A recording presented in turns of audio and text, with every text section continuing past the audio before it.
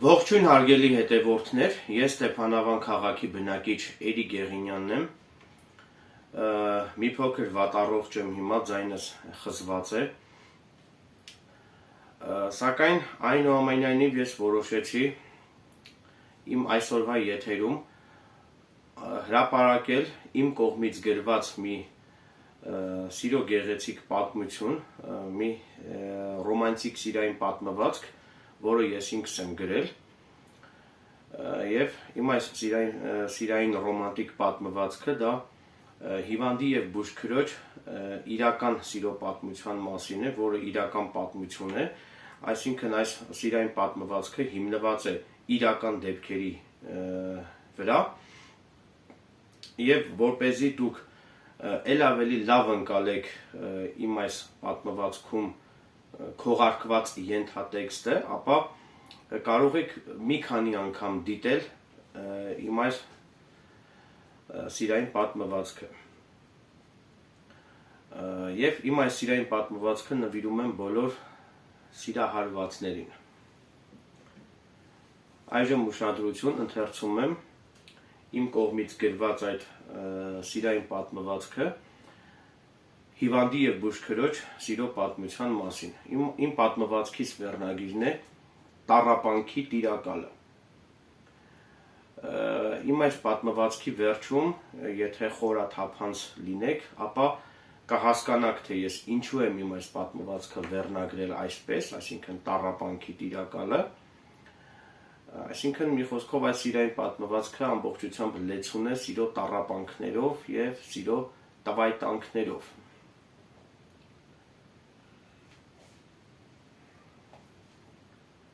Ձմեռային ցուրտ երեկո էր։ Որովայնի սաստիկ ցավերը տանջում էին Արթուրին։ Ցավը այն աստիճան ուժգին էր, որ անկարելի էր դիմանալ այդ ցավին։ Ֆիզիկական ցավին միախառնվել էր նաև Արթուրի միայնակությունից առաջացած հոգու տառապանքներն ու տվայտանքները։ Արթուրը իր ձեռքը վերցրեց գիրքը, որպեսզի գոնե ընթերցանության շնորհիվ փարատի իր միայնակության զգացումը։ Արթուրի միայնակության պահերին միայն գիրքն էր լինում Արթուրի միակ հավատարիմ և անդավաճան ընկերը։ Միայն գիրքն էր հասկանում Արթուրի հոգուցավն ու ապրումները, սակայն բառերն անկարող են ճշգրիտ նկարագրել Արթուրի հոգեկան տառապանքներն ու Արթուրի հոգեվիճակում փոթորկվող հուզախռով դրսևորումները։ Արթուրը կարիք ուներ մի սրտակից մարդու, ով կամոքեր իր ֆիզիկական ցավերն ու կսփոփեր իրեն։ Այդ ամենի հետ մեկտեղ աստիճանաբար սկսեցին սաստկանալ Արթուրի որովայնի ցավերը, որոնց դիմանալն այլևս անկարելի էր։ Շտապօգնության բժիշկն Արթուրի կանչով այցելելով Արթուրի բնակարան և զննելով Արթուրին, բժիշկն առաջարկեց անհապաղ հոսպիտալացնել Արթուրին։ Բժշկական կենտրոնում բժիշկներն Արթուրին ենթարկեցին անհրաժեշտ հետազոտությունների և հետազոտության արդյունքների հիման վրա բժիշկները որոշեցին, որ պետք է կատարել վիրահատություն։ Վիրահատությունից առաջ Արթուրն ուներ որոշակի տագնապներ և մտավախություններ, սակայն վիրահատող բժշկի հուսադրող խոսքերից հետո Արթուրն ի վերջո հաղթահարեց իր ներքին տագնապներն ու մտավախությունները և համաձայնվեց վիրահատությանը։ Վիրահատող բժշկի արհեստավարժության և հմուտ գործողությունների շնորհիվ բարեբախտաբար Արթուրի վիրահատությունը բարեհաջող անցավ։ Վիրահատությունից հետո Արթուրին տեղափոխեցին հիվանդասենյակ, սակայն հիմա էլ Արթուրին տանջում էին հետվիրահատական ցավերը։ Վիրահատությունից հետո հիվանդասենյակում Արթուրին խնամում էր բուժքույր Տիգրանուհին։ Բուժքույր Տիգրանուհին պատրաստակամորեն և քնքշանքով հոգ էր տանում Արթուրի մասին։ Երբ Արթուրի ցավերը նորից սաստկանում էր, հոգատար բուժքույր Տիգրանուհին մեծ պատրաստակամությամբ պարբերաբար ցավազրկող դեղորայքներ էր ներարկում Արթուրին, նպատակ ունենալով փոքրիշատե մեղմել Արթուրի ցավերը։ Սիրառատ բուժքույր Տիգրանուհին իր զգլխիչ նուրբ բուրմունքով, իր գողտրիկ նայվածքով և իր խենթացնող թովչանքով արդեն գերել էր Արթուրի սիրտը։ Սիրառատ բուժքույր Տիգրանուհին իր հմայքով և իր քնքշանքով կարծես սիրո աստվածուհին լիներ, և Արթուրի համար բուժքույր Տիգրանուհին սիրո աստվածուհի Աֆրոդիտեն էր։ Երբ Արթուրի ցավերը մեղմելու համար սիրառատ եւ հոգատար բուժքույր Տիգրանուհին ներարկում էր կատարում Արթուրին, այդ ժամանակ բուժքույր Տիգրանուհու ձեռքը հպվում էր Արթուրի ձեռքին։ Տեր Աստված, ինչքան նուրբ, քնքուշ եւ փափուկ էր բուժքույր Տիգրանուհու ձեռքերը։ Երբ ներարկում կատարելու ժամանակ բուժքույր Տիգրանուհու նուրբ եւ փափուկ ձեռքերը հպվում էին Արթուրի ձեռքին, այդ ժամանակ Արթուրը բավականին հաճելի զգացողություններ էր ունենում, եւ Արթուրի մարմնով կարծես էլեկտրական հոսանք անցներ։ Այդ ժամանակ Արթուրն ամբողջությամբ ընկղմվում էր հաճելի զգացողությունների մեջ, եւ ներարկումը որքան ցավոտ էր, նույնքան էլ հաճելի էր Արթուրի համար։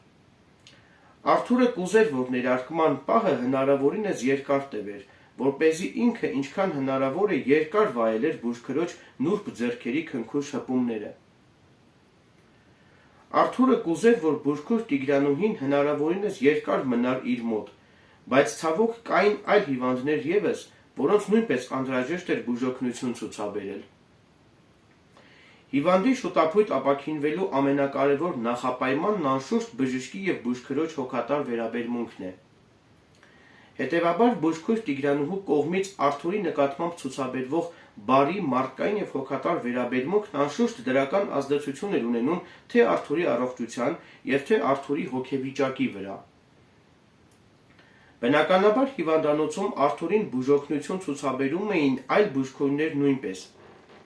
Սակայն Արթուրն ուզում էր, որ իրեն բուժօգնություն ցուցաբերեր միայն բուժքույր Տիգրանուհին։ Երբ Արթուրին բուժօգնություն ցուցաբերելուց հետո բուժքույր Տիգրանուհին դուրս էր գալիս Արթուրի հիվանդասենյակից, ապա դրանից հետո Արթուրն ուզում էր, որ բուժքույր Տիգրանուհին միշտ իր կողքին լինի։ Արթուրը միշտ զգում էր բուժքույր Տիգրանուհու քնքուշ եւ հոգատար վերաբերմունքի կարիքը։ Այդ իսկ պատճառով Արթուրը չէր ուզում, որ բուժքույր Տիգրանուհին հեռանա իր մոտից։ Երբ զգացմունքներն իշխում են մարդու բանականության եւ ենթագիտակցության վրա, մարդը խոցելի է դառնում։ Այդ իսկ պատճառով, որպեսզի խոցելի չլինի, Արթուրն առաջնորդվում էր ոչ թե զգացմունքներով, այլ բանականությամբ։ Արթուրը լինելով հոգեբանորեն պատրաստված անձնավորություն, թույլ չէր տալիս, որ բուժքույր Տիգրանուհու նկատմամբ ունեցած իր զգացմունքներն իշխեն իր ենթագիտակցությանն ու իր բանականությանը։ Արթուրը հոգեբանական տեսանկյունից ուսումնասիրել էր բուժքույր Տիգրանուհուն, եւ Արթուրը գիտեր, որ կնոջ ամենահզոր զենքը դա հենց կնոջ թուլությունն է։ Կանայք առեղծվածային էակներ են, եւ Արթուրը ցանկանում էր բացահայտել բուժքույր Տիգրանուհու սրտի խորքում առկա զգացմունքները։ Արթուրը գիտեր, որ ցավը, փորձություններն ու զրկանքները կյանքի շարժիչ ուժն են եւ մոտիվացնում են մարդուն։ Օրինակ փոքր երեխան նոր քայլել սովորելու ժամանակ անընդհատ վայր է ընկնում, երբեմն վնասվածքներ է ստանում, բայց չի հուսահատվում, նորից փորձում է ընկած տեղից վեր բարձրանալ եւ քայլել։ Փոքր երեխայի այդ օրինակը մոտիվացնում էր Արթուրին, որովհետեւ Արթուրն իր հիվանդությունների եւ ցավերի հետևանքով չէր հուսահատվում։ Արթուրն իր կյանքում շատ փորձություններ էր հաղթահարել, շատ զրկանքներ էր կրել, եւ Արթուրի հիվանդությունն ու ցավերն Արթուրի համար հերթական փորձությունն էր, որն Արթուրը պատվով հաղթահարեց։ Երբ Արթուրին բժիշկները դուրս գրեցին հիվանդանոցից, այդ ժամանակ բուժքույր Տիգրանուհին իր հեռախոսահամարը տվեց Արթուրին, ասելով, որ եթե Արթուրը հետվիրահատական ցավեր ունենա, ապա Արթուրը կարող է զանգահարել բուժքույր Տիգրանուհուն, եւ բուժքույր Տիգրանուհին անհրաժեշտության դեպքում կարող է գալ Արթուրի բնակարան եւ Արթուրին ցավազրկող դեղորայք ներարկել։ Բնականաբար հիվանդանոցից դուրս գրվելուց հետո Արթուրը պարբերաբար ունենում էր հետվիրահատական ցավեր։ Ներողություն։ Բնականաբար հիվանդանոցից դուրս գրվելուց հետո Արթուրը պարբերաբար ունենում էր հետվիրահատական ցավեր։ Սակայն հիվանդանոցից դուրս գրվելուց հետո Արթուրն այդպես էլ երբեք չզանգահարեց բուժքույր Տիգրանուհուն։ Եվ Արթուրն այդպես էլ բուժքույր Տիգրանուհուն չհրավիրեց իր տուն, որպեսզի բուժքույրը ցավազրկող ներարկի Արթուրին։ Արթուրը հասկանում էր, որ եթե ինքը անընդհատ տեսնի բուժքույր Տիգրանուհուն, ապա սիրո կրակը նորից էր բռնկվելու Արթուրի սրտում, իսկ Արթուրը չէր ուզում նորից հոգեպես տանջվեր։ Արթուրը երբեք բուժքույր Տիգրանուհուն այդպես էլ չասաց իր զգացմունքների մասին, որովհետև բուժքույրն ամուսնացած էր և ուներ ընտանիք։ Սակայն Արթուրը վստահ էր, որ բուժքույր Տիգրանուհին իր կանացի ինտուիցիայի շնորհիվ անշուշտ զգացած կլիներ Արթուրի սերը, որովհետև կանայք միշտ զգում են տղամարդու սերը։ Բազմակետեր։ Իհարկե ես կարող էի էլ ավելի ծավալվել, այսինքն կարող էի չսահմանափակվել այսքանով, սակայն որոշեցի այստեղ դնել ոչ թե վերջակետ, այլ բազմակետեր, իսկ թե ինչու եմ նպատակահարմար գտել բազմակետեր դնել, ապա այդ ամենից բխող ձեր հետևությունները թողնում եմ ձեզ, թե ինչու եմ ես իմ պատմվածքը ավարտել բազմակետերով, այլ ոչ թե վերջակետով։ Այս սիրո գեղեցիկ պատմությունը նվիրում եմ բոլոր սիրահարվածներին։ Սիրեք և եղեք սիրված, և այս սիրո գեղեցիկ պատմվածքը եզրափակելով կցանկանայի նաև ասմունքել հենց իմ կողմից գրված մի սիրային բանաստեղծություն, որը սրտանց նվիրում եմ